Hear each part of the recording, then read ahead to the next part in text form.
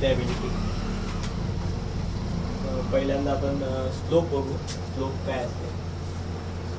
Slope काय असते? तुमचा हॉरिझॉन्टल सरफेसपासून जर का एक्सपोज सरफेस एक अँगल तयार करत असतात, तर का तुमच्याला हॉरिझॉन्टल सरफेस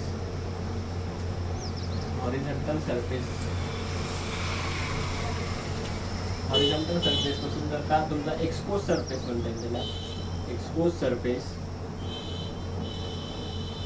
एक इन्क्लिनेशन तयार करत असला तर त्याला आपण स्लोप असं म्हटलं जाते. तर स्लोपची डेफिनेशन बघू. Slope an exposed ground surface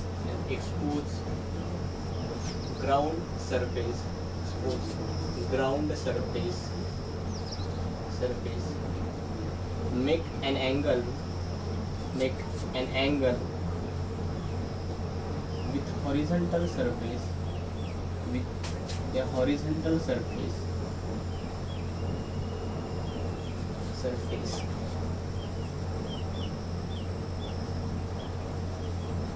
is called slope.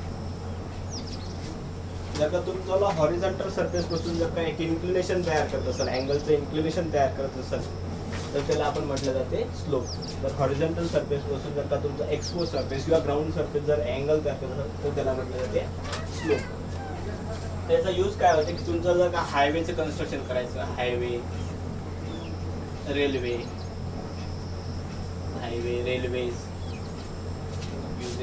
Uses highway, railways, canal construction, levees construction, त्याच्यानंतर तुमचा अर्थ डॅम कन्स्ट्रक्शन, परत इम्पॅक्टमेंट करायचं असणार एखाद्या स्ट्रक्चरला, त्यासाठी तुमचा स्लोप प्रोव्हाइड केला जातो स्ट्रक्चरला. त्याच्यामध्ये टाईप्स आहे. फर्स्ट टाइप आहे बेस्ड ऑन फॉर्मेशन.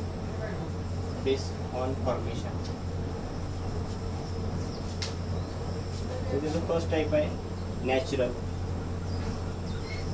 आणि दुसरं आहे आर्टिफिशियल.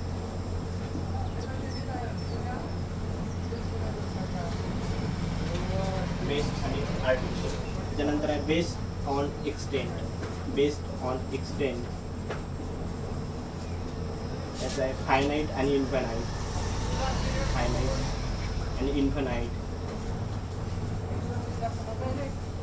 आणि थर्ड आहे बेस्ड ऑन मटेरियल.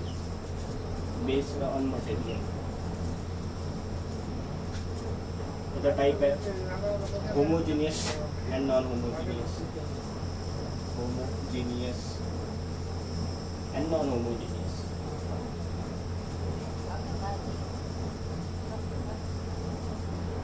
हे झालं तुमचं स्लोपचे टाईप. तर नॅचरल काय आहे, हे जे तुमच्याला नॅचरली फॉर्मेशन होते त्याला म्हटलं जाते नॅचरल. आणि आर्टिफिशियल ज्याच्यात काय मॅन्युअल म्हणजे इन्व्हॉल्वमेंट आहे किंवा मशिनरीचं इन्व्हॉल्वमेंट आहे त्याला आपण आर्टिफिशियल म्हणू शकतो. तर नॅचरलचं कसं लिहिता येईल? Formation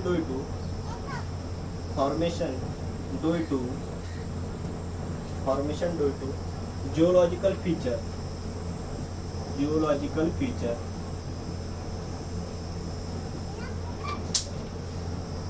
of the earth. आणि artificial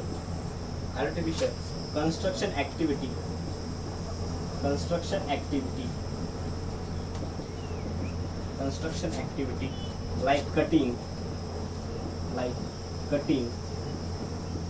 filling, etc. The various construction activity involved in the artificial formation is called artificial slope. Next आहे फायनाईट आणि इन्फानाईट.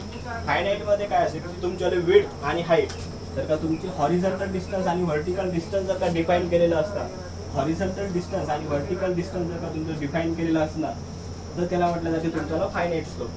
लाईक तुमच्याला डॅम्स आहे, डॅममध्ये तुमचं कसं हॉरिझॉन्टल डिस्टन्स आणि व्हर्टिकल डिस्टन्स डिफाईन केलेलं असतं, त्याच्यामुळे आपण त्याला फायनाईट स्लोप असं म्हणू शकतो. म्हणजे आपला हॉरिझॉन्टल डिस्टन्स समजा इथे 3 मीटर दिलेला आहे आणि व्हर्टिकल 2 मीटर दिलेला आहे, याला म्हटलं जाते फायनाईट.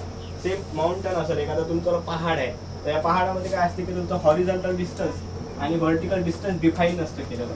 इरिग्युलर शेप असतो तुमचं. फायनाईट इन्फायनाईट लेवलपर्यंत त्याची विड्थ असते, इन्फायनाईट हाईट असते. तुम्ही मेजर करू शकत नाही त्या गोष्टीला तुम्ही इन्फायनाईट म्हणू शकता.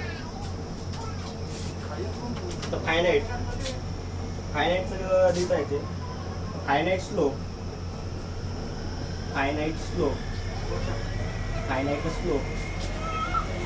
is one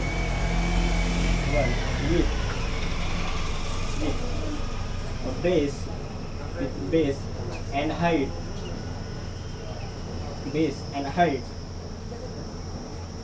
is limited. So it's vice versa of finite की त्याचं तुमचा विड्थ आणि हाईट हे तुमचं लिमिटेड नसते.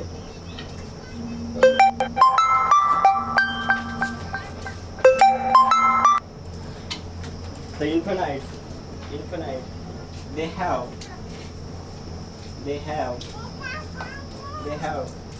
dimension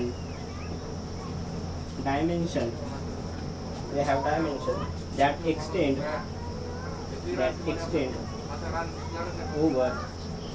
extend over greater distance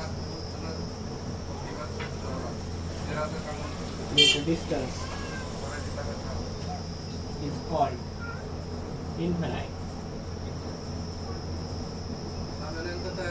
next आहे तुमचं बेस्ड ऑन फॉर्मेशन, होमोजिनियस आणि नॉन होमोजिनियस. होमोजिनियस मध्ये काय असेल, तुमचं सेम मटेरियल असतं. जर तुमचा स्लोप तयार झाला ते सिमिलर एका मटेरियल पासून बनवलेला असतात किंवा एक सेम प्रॉपर्टीजच्या मटेरियल पासून बनवलेला असतात, त्याला म्हटलं जाते होमोजिनियस. आणि नॉन होमोजिनियस मध्ये कंपोजिट स्ट्रक्चर असते की त्याच्यात व्हेरियस टाईपचे मटेरियल यूज केलं जाते, त्याला म्हटलं जाते नॉन होमोजिनियस.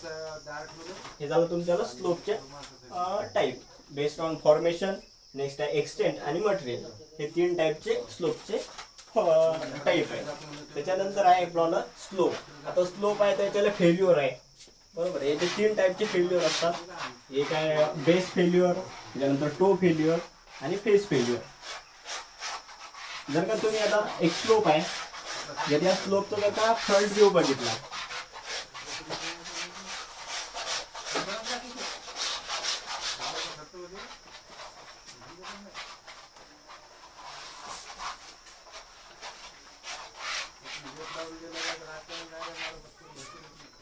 तुम्ही हा स्लोप घेतला, समजा हा स्लोप आहे, आपण या साईडनं बघत आहे स्लोपच्या फ्रंट व्ह्यूनी. तर हा झाला तुमचा टॉप, हा झाला तुमचा बेस, हा झाला तुमचा फेस. आपण या ठिकाणी याला म्हटलं होते टो. आणि तुमचा हा झाला हॉरिझॉन्टल सरफेस. आणि हे तुमचं हॉरिझॉन्टल सरफेस पासून अँगल बनवलेला आहे, बरोबर आहे. हे थोडी इरेज करू. तर जर का तुमचा फेल्युअर सरफेस, जर का हा फेल्युअर सरफेस जर का तुमच्या फेसवर ऑकवर्ड होत आहे, त्याला म्हटलं जाते फेस फेल्युअर. नेक्स्ट आहे टो फेल्युअर. जर का तुमचा फेल्युअर सरफेस हा जर का टो पॉइंटला म्हणजे मीट होत आहे, तुमच्याला meet at a toe point is called as a toe failure. And next आहे base failure.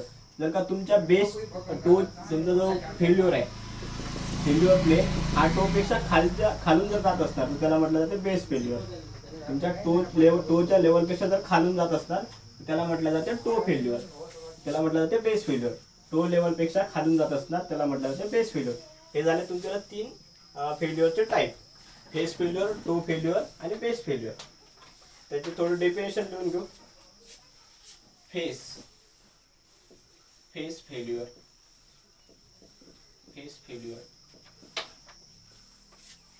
This type of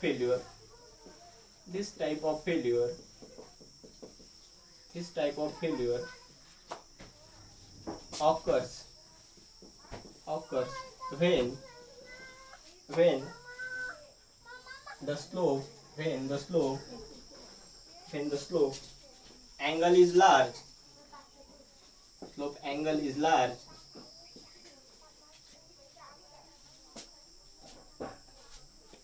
And and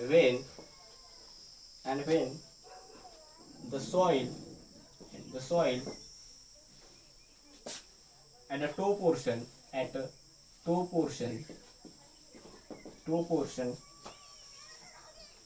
is strong.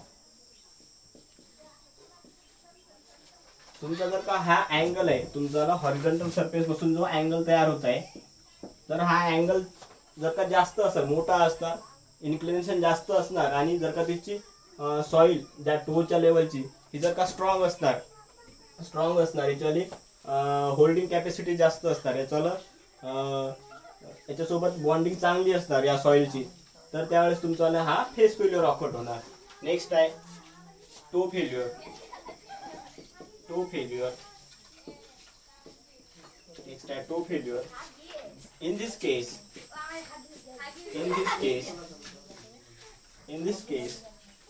the failure surface. In this case, the failure surface passes through toe.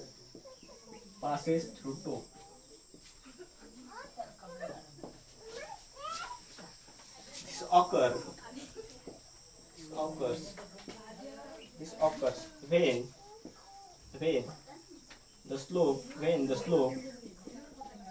the slope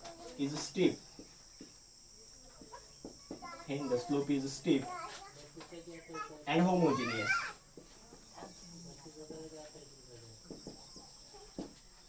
And next आहे base failure.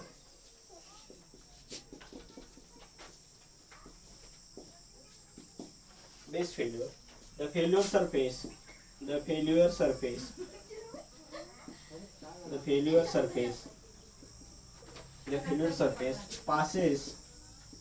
passes below toe. तुमच्या टोपच्या level पेक्षा खाली जर जात असणार त्याला आपण base failure मध्ये जाते. त्यानंतर आहे the soil is weak and soft. हे झालं तुमचं 3 टाईपचे फेल्युअर, एक फेस फेल्युअर, टो फेल्युअर आणि बेस फेल्युअर.